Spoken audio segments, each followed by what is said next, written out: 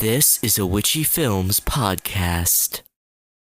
Mommy! Oh my god! Welcome to Haven't Seen It, the show where we show each other films that some of us haven't seen. Today we're watching Sweeney Todd, the Demon Barber of Fleet Street, directed by Tim Burton. I'm Jacob French, and I kind of saw it. I'm Anthony Starr, and I have not seen today's film.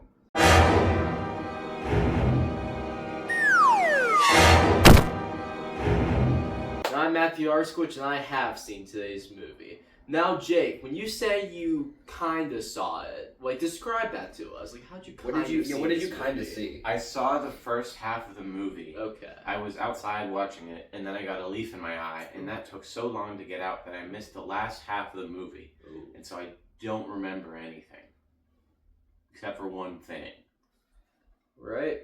Matthew, you have seen the movie. I have seen this movie. Can you give us a synopsis of what it's about? So- I know very little. I know Johnny Depp's the main character. Yes. I know it's about a demon barber from Fleet Street. I know he kills people, and he has a chair Yes. that he tips back and he dumps the corpses into like a big pile in his basement. And this might be a different Tim Burton movie, but I think he might make them into pies, but I don't know that for certain, so don't quote me on that. I think that's a different movie. I don't think that's this one. And I know because I was spoiled right before this started by a certain member of the cast who I won't say who. Johnny Depp came here himself. Johnny Depp, Jacob I meant the Burton. cast of haven't seen it, but yes. Yeah. There's like an oven or something, and he throws a lady in the oven. But besides that, I know nothing. Yeah. So, are you guys familiar with the actress Sydney Sweeney? Yeah. Vaguely. Well, she has nothing to do with this movie, but I just want to make sure you guys knew who she was. Okay. So yeah, this movie is an adaptation of a Stephen Sondheim musical that I think came out in like the late 70s. It's a pretty like infamous like cult hit in the musical theater world, and yeah, they made a movie out of it. This is the second Tim Burton movie I chose for this show. Not intentional. I kind of forgot he directed this one. So let's start the movie. Wait. Yes. Just to celebrate the fact we're watching Sweeney Todd, we're gonna be shaving Nate bald What? right now. What? So let's What? get to that. No, you didn't tell me about what? There was a barber and his wife, and she was beautiful. So we just watched Sweeney Todd, the Demon Barber of Fleet Street. I have seen it for this probably the fourth time I've ever watched it. It's a bit of a Halloween tradition for me. Jake has seen it now for the first time, and Nate has seen the full thing for the first time as well. So guys, thoughts? I have a lot of feelings about this movie. There's a lot of feelings. Jacob, I'm gonna let you share first because I'm gonna ramble for a while. I liked it. I think it was interesting. I do feel that a lot of the music was very similar, but it wasn't bad. Mm-hmm. I like the premise. I like the ending, how he was his own undoing, and how he got nothing he wanted. Like, you're rooting for him, but you're not rooting for him. So, like, I don't know what I wanted to happen in the end. Like, I wasn't upset that he died, but I was like, okay, good, he's dead. You know what I mean? Yeah. I don't know. Yeah, I get that. Yeah. It's definitely a story of like a man causing his own undoing through his revenge, which is it's a cliched plot device. It's been done in a lot of other stuff, but I feel it's done very well here. I do wish we got to see what happened with Joanna, though. At Yeah. the end. That's Yeah. the only thing. It's just kind of like... Yeah, I'll talk about that. I'll say right now, the musical is 2.5 hours, and they got into a movie that's less than 2 hours. So they had to cut some stuff. They cut a lot of stuff with Joanna and Anthony's relationship. That's like one aspect I think is done much better in the stage musical. But I'll get to that in a bit. Yeah, that was I think the only part of the movie that felt, pun fully intended, underbaked. Like, Yeah. that there really wasn't much there. A lot of their scenes, I was just kind of like, okay, why are you here? Starting off, I did not like this movie.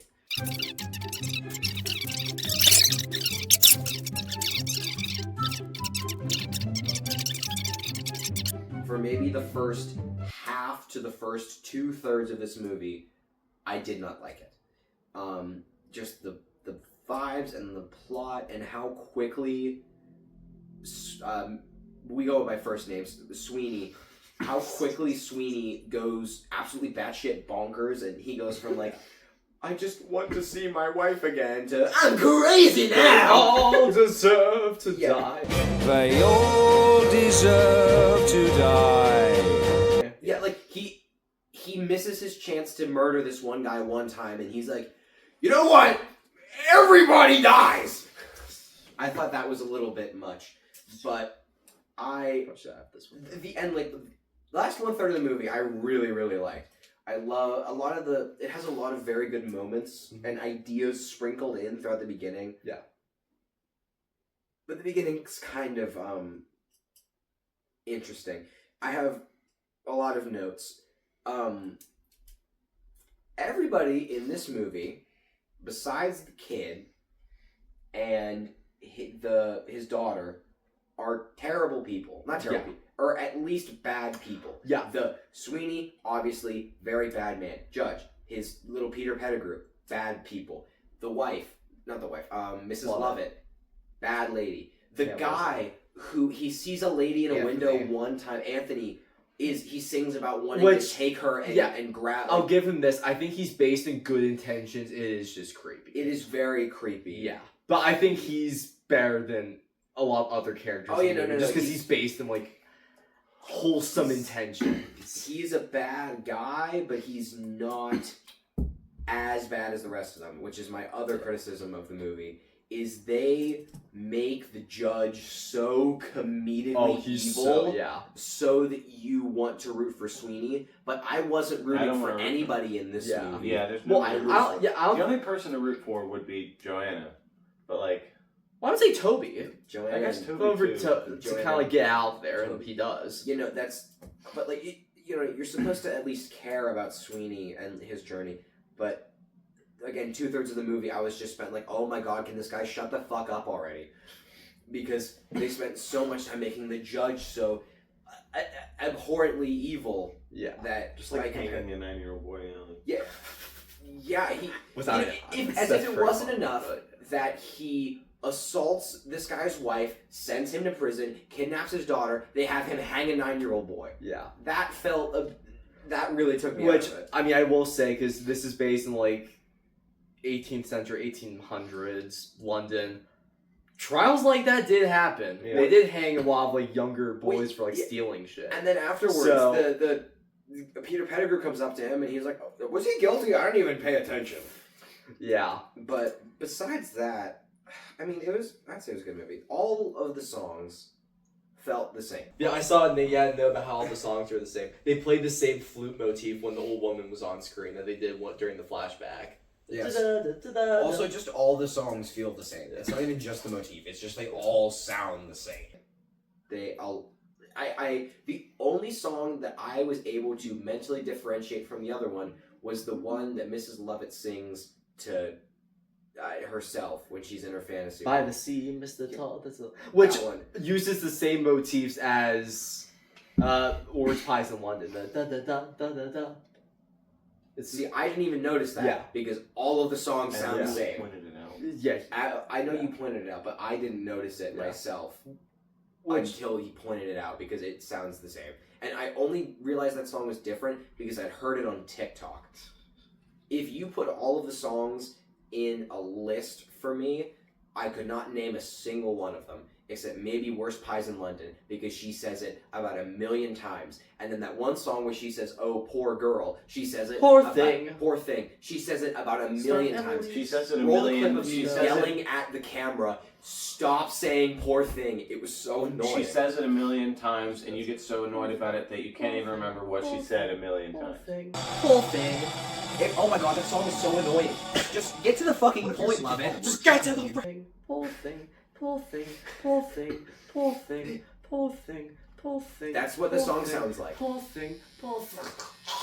That's what I wanted to do. That was one of my favorite things about the movie, actually, was whenever he killed people. Oh, the blood's fucking awesome. The blood doesn't look like blood, and the violent shaking.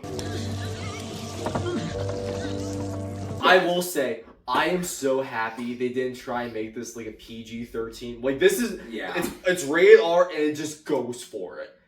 The gore in this movie, it's not realistic at all, but it looks cool, and it uses it in a way that like, kind of like it makes a literal version of the character's like expression, where like anytime he's singing about Joanna, the blood's just spurting. Like it's kind of like his emotions coming out in the form of his victim's blood, and how it's this stark shade of red that is not found anywhere else in the movie except for like Lovett's dress in By the Sea, the curtains in Turpin's party, in the flashback during Poor Thing. Like that specific shade of red. It's so red. Yeah, it's The blood is so thick too. Very like. Why did he vibrate so much? This movie like might as well be in black and white. Yeah, it's with how really grayscale everything yeah. is. But they use that so that when it goes into a color thing, like with the blood, with By the Sea, like it makes such a stark change in the film. I really like it. Anyway, yeah. I like it. On something that you said there, and this is my last criticism, and then I will shut up because I the rest of that. the rest of the, no, like the rest of this movie is good. Except for there's a lot of my notes that are also. What's your last criticism? Well, this last criticism, there might be one more that I bring up. The scene at the party, the very beginning.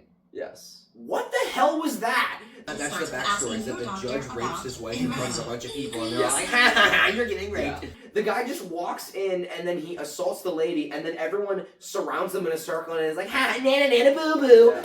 That was insane. I was just yelling at the TV, like, what the hell? Like, what was... That was such a bad depiction of that. That was just genuine, like, what? Why was everyone so happy? So yeah, no one had pity on her. They just all were like, "Yeah, look at him go." Except they didn't, because he walked up to her and then he threw a big drape over the two. Yeah. Like, Yeah, why? No, that drape. It was part of his costume. He's taking off his clothes. yeah, I I don't know. understand why he didn't bring it to a different room either. Exactly, he just does it in know. front. He doesn't know that all these people are gonna cheer him on. I think he was using it because I think he did know they would cheer him on because he's such a powerhouse in this community. He's at such a point of power where he knows whatever he'll do, he'll have like supporters. And to him, I think it's kind of like, it sounds really fucked up. It's like a party trick. It's just like this force of power that like he gains throughout his like abuse. I get that, but like it's so far removed from like genuinely, why would anybody cheer, especially in the 1800s London, where everyone is like, you showed your ankles in public, you whore? Like, well, yeah, and he was saying were all that hanging the out. men, and the men also made the choice like, yeah, fuck her, like. that was just, it was so, it took me, I'm sorry, I can't get behind that as a creative decision to be like, everybody even supports this guy assaulting people. Like, None of them were good people either. I don't know. It was just, that was too much. That was too much for the movie to go for. Again, if he had just, he brought her to a different room and assaulted her, it would still have gotten the same effect of, this guy's a horrible person, without the strangeness of him doing it and everyone cheering him on. No, I think it also added to later in the movie when Sweeney Todd decides to kill everybody because like nobody helped her. Yeah, he even says after nobody helps her. after Lovett tells him, he's like, did no one take pity on her? Like he's in such a tragic state, learning like this happened and no one helped her, and then it's like, oh, like yeah, and then like she tried to kill herself. She says that she poisoned herself, as we learn later in the movie. She never said that she died from it. Yeah, a lot of my notes are just, why are we spending so much time on this stupid homeless lady? Every time you said that, I was trying so hard not to just say who she was. They showed the old woman. Why don't they just kill the old woman? Well, yeah.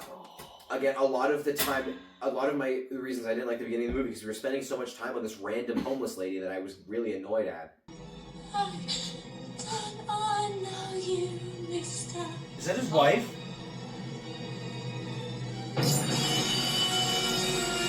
Oh my god, that's his wife.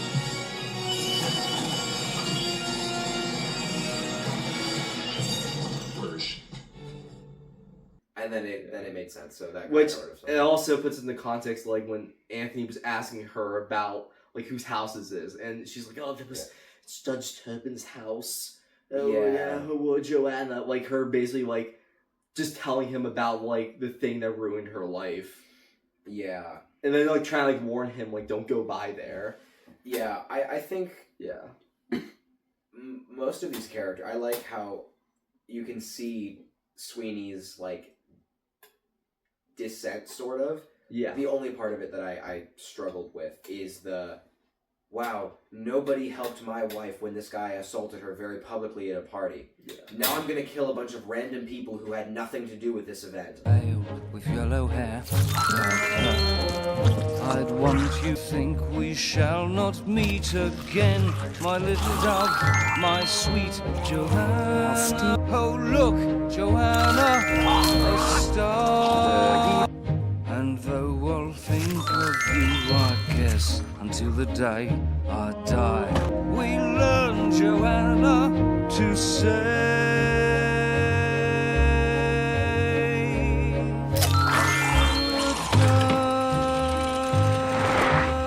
Well, because to him they aren't like, with the exception of like the judge, Beadle, and then I guess it turned into like Pirelli. Like he just views society as like one factor. It's not a specific person thing. He just thinks that everyone in this society, again, the world as a whole is a great black pit, and it's filled with people who are filled with shit.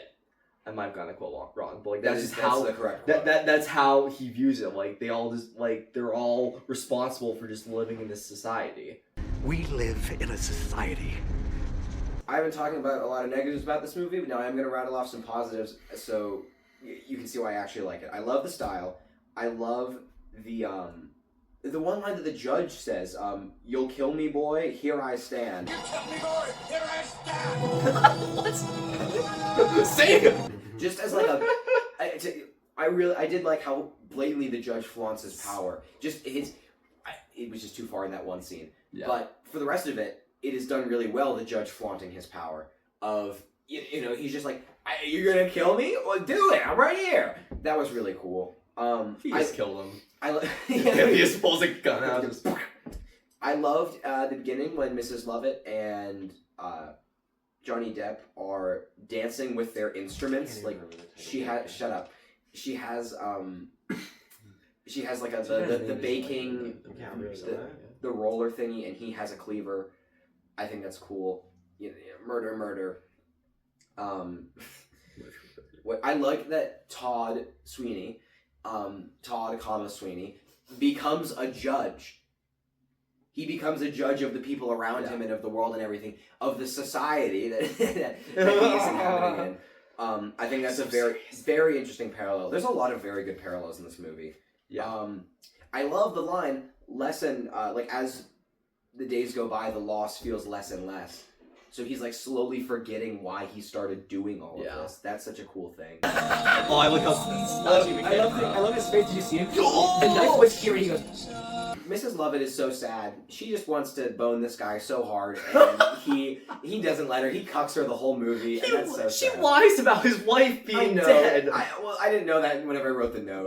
But I guess she never lied. She never said she died. Exactly. Yeah. She lies through a mission, which is still lying. Back to Wake Up Dead Man. Yeah. She just didn't reveal the whole truth. I love the sewer scene.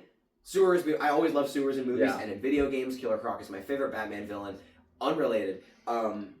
I love the sewer atmosphere and her singing the song that he used to comfort her to try and lure the boy back. That was very interesting. I really like the vibes of that. His murder life preventing him from seeing his daughter. Yeah. Good thematic parallel. He killed his wife in front of his daughter.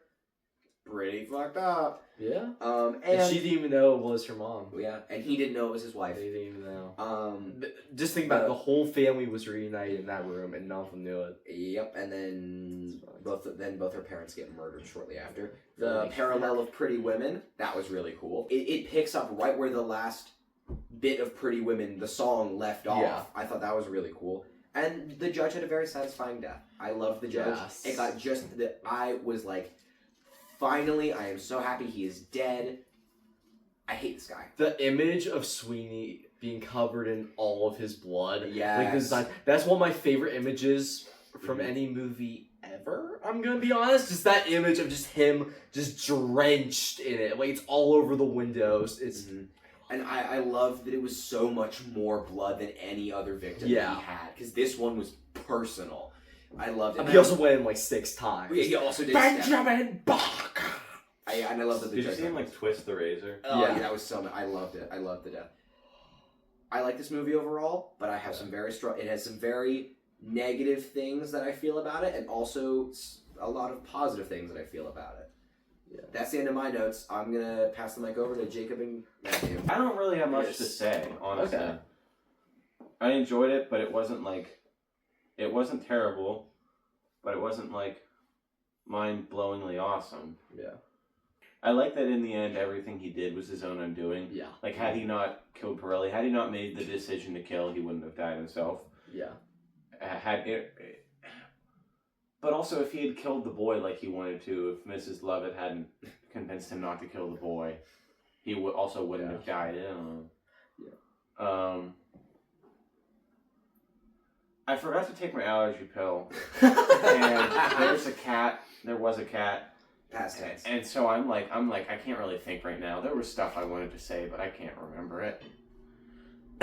Well, I want to talk about the differences between this movie and the musical of Sweeney Todd. Now, are either of you familiar with the stage version? No, I've never consumed any Sweeney Todd media until now. Okay.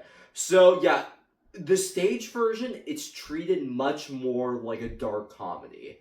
Like, a little priest, the song where they're talking about, like, oh, Grossa, it's green, making all these jokes. They're laughing their asses off about killing these people. They're dancing around the stage. It's much more like they take the premise of a barber killing people and then putting them in pies. They take that premise and they take it to the most absurd lengths. Which, it's weird because it's not really better or worse than the movie. It's interesting because as an adaptation, it changes the movie changes the tone from the musical so much, but it still keeps what makes the musical good. So that's why I think it's not a thing where like, oh, the movie's better than the musical or something like that. They're both equally good because of their differences in tone. But some of the changes, so the musical's around 2.5 hours. The movie is less than 2 hours. So they cut a lot. A lot of it pertains to Joanna and Anthony's relationship and their struggles throughout London. Though then they changed some parts of that, so in the asylum sequence, pretty much every event in the movie happens in the musical, pretty much. So all the main events are there. Obviously, like, they don't show it. It's like them singing. It's like By the Sea, it's just Lovett singing in the barber shop. Poor thing, they don't show her being assaulted. It's just, again, it's just her singing to Todd about it. But in the asylum scene, when Anthony, like, breaks Joanna out, Joanna just takes Anthony's gun and shoots the asylum guy. Mr. Fogg. Yeah, she just fucking kills him. Which, honestly, like, I kind of wish they kept in the movie. I see why they wanted to take it out. Better but that all of the women presumably yeah. killed him. Well, yeah, all the women break out after she shoots him. But it makes it so, like, it's kind of like a daughter takes after the father a bit without them knowing about it. I guess. Where Joanna... But that, I don't know. Obviously, I haven't seen the stage play, but like that feels very like, you know, she's this nice, sweet girl who lives in this terrible attic, and then she's taken to this horrible place, and then she murders someone. Well, because then they also use it because they also focus a lot more on Joanna kind of being like locked up and abused by the judge.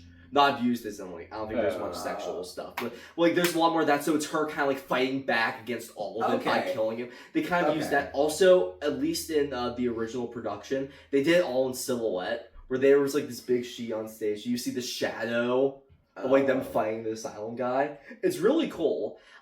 That's one thing I wish this movie did more, because, for me, the two best musical numbers in terms of the music and, like, the styling of the scene was Epiphany, when he's singing about, like, they all deserve to die, that, and By the Sea. Because those are the ones that break out of, like, the mold that this movie makes, where this movie is filmed very, like, kind of realistic is a weird term, but, like, if you just showed someone a frame from this movie, they wouldn't think it's a musical. Yeah. Like, because it looks like a normal, like, slasher film or something. Yeah. And, like, actually, when this movie came out, it did actually surprise a lot of people who didn't think it was a musical. Because in the trailer, it showed him singing, like, once. I didn't watch the trailer. Yeah, but yeah, Epiphany and By the Sea, they take that mold, this realistic setting, and they just break it, where Sweeney is just pacing through this street that's, like, almost, like, frozen in time, kind of, just threatening all these people around him. And then By the Sea, it goes into, like, this pastel-colored, this very bright, very extravagant sequence of them just, like, living their life as, like, Mrs. Lovett, like, dreams of it. And, like, how she dreams of, like, him not being happy with her. She just thinks of him exactly how he is, because that's what she loves about him. Which, it's funny, but it's also kind of wholesome. Is that he's miserable all the time. Yeah. But yeah, so I just love... I love those numbers. And those are two things, again, because on stage you can't show as much with the musical numbers. I think... Oh, you're tapping my foot. I think that does a lot better from, like, actually showing it. As opposed to just telling it on stage. I think works better for the story. But yeah, I don't think anyone's singing, and this is as good as, like, the Broadway version. Like, I mean, obviously, because, like, they're actors first and not really singers. Like, I think Johnny Depp's good for most of it. There's a couple moments that it's like, ah! Like, it's a little, Honestly, I think, like, the little kid's, like, the best singer. Just as a wrap-up, let's see, what is everyone here's favorite song from the movie? Well, I already stated it, but Epiphany and By the Sea, I think, are really good just in terms of their cinematography, their visuals, and the songs themselves. I like the one where they're in the shop and they decide to kill the people, put them in the pies, and they're singing about who they're going to put in the pies. Priest. Yeah, my personal favorite is either By the Sea or Lovely Women. Pretty Women. Pretty Women. Just because the reprise of it picks up exactly where it left off earlier in the movie, and that was such a cool thingy. And also having him in the chair at the beginning of the movie and having him in the chair at the end of the movie, it was a very cool parallel. I like that a lot. Well, Nate, all your hair grew back. That's crazy. I ripped all the leg off my hairs and glued it to my head. All the leg off your hairs? Now, our final ratings of the movie and our final thoughts. I'll go first. I gave it a 6. Because it could have been... I like the visuals and parts. I liked the blood especially. I liked how he undid himself, but it could have been a little bit brighter. Could have been the songs could have been a slight tad bit more different. And there could have been a better character development from Joanna. Right now, I'm in between, like, a 7 or an 8. Those are the two I'm in between, because there's a lot of stuff I really love about this film. Also, some things that kind of annoy me, so I'm kind of in between those two. I might go with an 8, I might go with a 7. We'll never know. I'm gonna give it a 6. It has a lot of potential that if some things were just done differently, directorially, and the writer's room just had a bit more time to work out a few things, it would be like an 8 or 9 out of 10, because the vibes of this movie are great. but also we spend a lot of time in dark, dreary land, and that's just very. I understand it's thematic for the movie, but it's still not pleasant to look at. And also the songs are very pretty similar, but there's a lot of things that I really like about it. There's a lot of standout elements that I really like. So solid 6, maybe 6.5. Sweeney Todd. He messes up the fake name. My name is Sweeney Todd. Fuck! My name's Benjamin Mark Barker. Shit!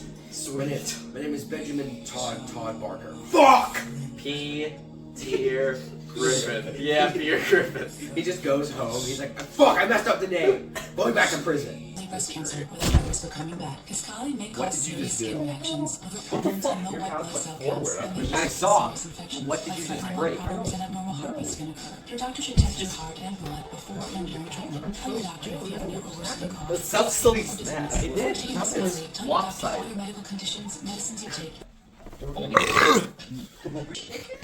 Netanyahu. No, you chose to wait, shithead. So, what are we watching next week, Jacob? We're watching Donnie Darko, which I know I am so excited for because I know you guys are gonna hate it. Oh. You're gonna hate it. Why? Oh my god, you're gonna hate it. It's so confusing. That's supposed to be a bad thing? Yeah, but I know you guys are gonna hate it because it's really confusing. It's really weird. Yeah. Okay. That's very foreboding. I know nothing about the movie now. I hope you guys. Besides, you guys are gonna hate it. It's confusing. Because I remember not liking it right after I watched it, but I thought about it for a really long time and I still can't figure out what it is. So I'm excited to go through it and see if we can figure it out. So that's been. Haven't seen it. Now we've seen it. Now we've seen it. I'm Jacob French. You know who I am. I'm Butcher Baker and the Candlestick Maker, and we will see you all next time. Bye. Set this down. I will tell you that was some good ass mac and cheese. I'll tell you that KFC makes some good. Oh, cut! Okay, I was gonna say. See there. I said cut. It's. I'm sitting here staring at the camera. I was Listen, like, I was contemplating my mac and cheese eating. Okay, let a man, can man do that? Come on. Alright, I'll let you. Whatever. Alright. Alright, I'm gonna go get something to drink. Do you want anything? I'm good. I still got some vanilla Coca-Cola. Got it. You go get your drink, your drinky poo. Yeah. Oh shoot. Probably should have shaved before this. Actually, I did bring the razor. Actually, I brought 2 razors. It's a really scary ass razor.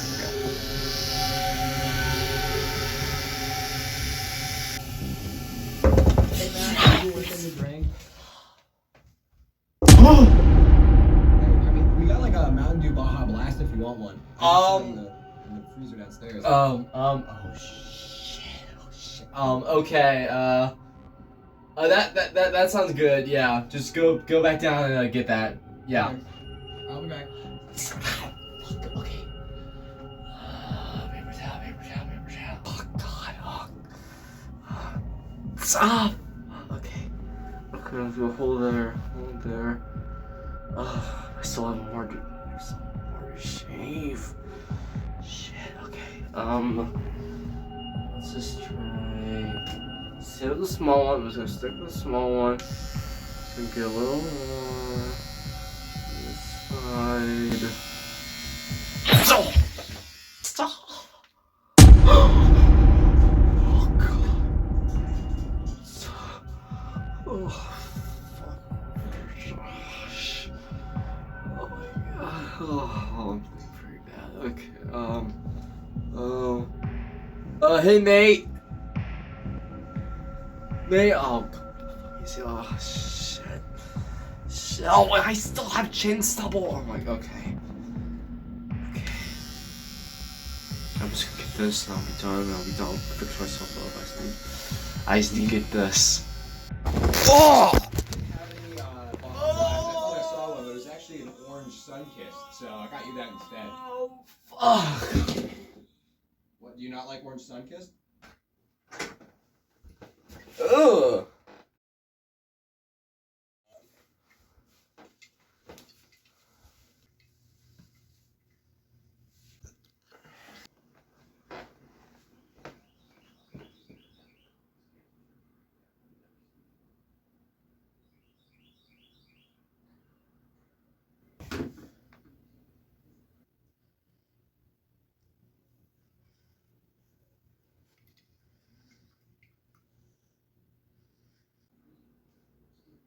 Fucking sun kiss.